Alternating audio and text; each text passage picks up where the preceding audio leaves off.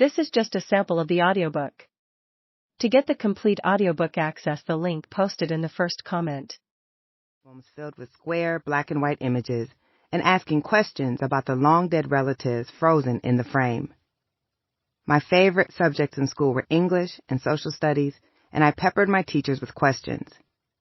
History revealed the building blocks of the world I now inhabited, explaining how communities, institutions, relationships came to be. Learning history made the world make sense. It provided the key to decode all that I saw around me. Black people, however, were largely absent from the histories I read. The vision of the past I absorbed from school textbooks, television, and the local history museum depicted a world, perhaps a wishful one, where Black people did not really exist. This history rendered Black Americans, Black people on all the earth, inconsequential at best, invisible at worst. We appeared only where unavoidable. Slavery was mentioned briefly in the chapter on this nation's most deadly war, and then Black people disappeared again for a full century until magically reappearing as Martin Luther King Jr. gave a speech about a dream. This quantum leap served to wrap the Black experience up in a few paragraphs and a tidy bow, never really explaining why, 100 years after the abolition of slavery, King had to lead the March on Washington in the first place. We were not actors, but acted upon. We were not contributors, just recipients.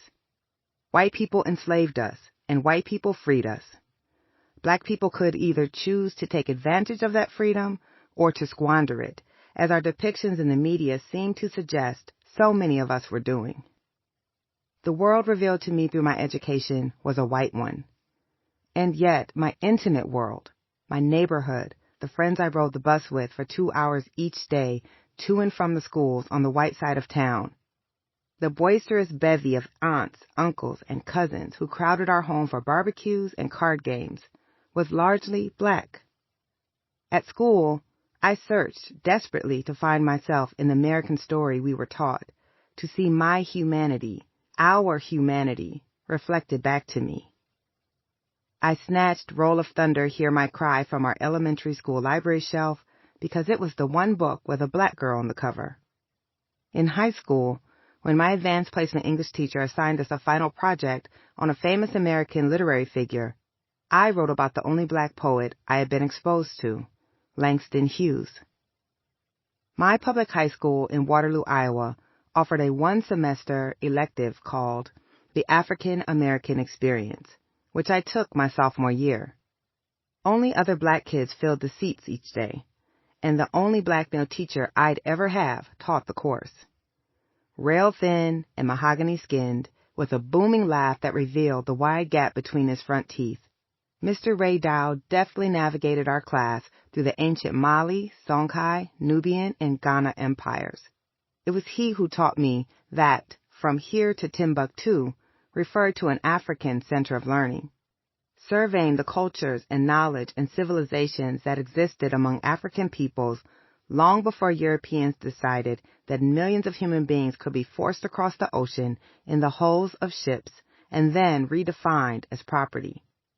He taught us about Richard Allen founding the first independent Black denomination on this soil, and how hard enslaved people fought for the legal right to do things every other race took for granted, such as reading or marrying or keeping your own children.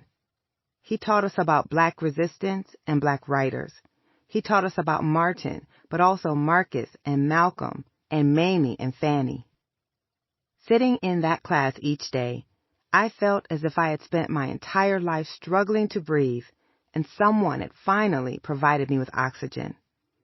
I feel a pang of embarrassment now when I recall my surprise that so many books existed about Black people and by Black people, that Black people had so much history that could be learned. I felt at once angry and empowered, and these dueling emotions drove an appetite for learning Black American history that has never left me. I began asking Mr. Dow for books to read beyond the assigned texts, devouring them, and then asking for others.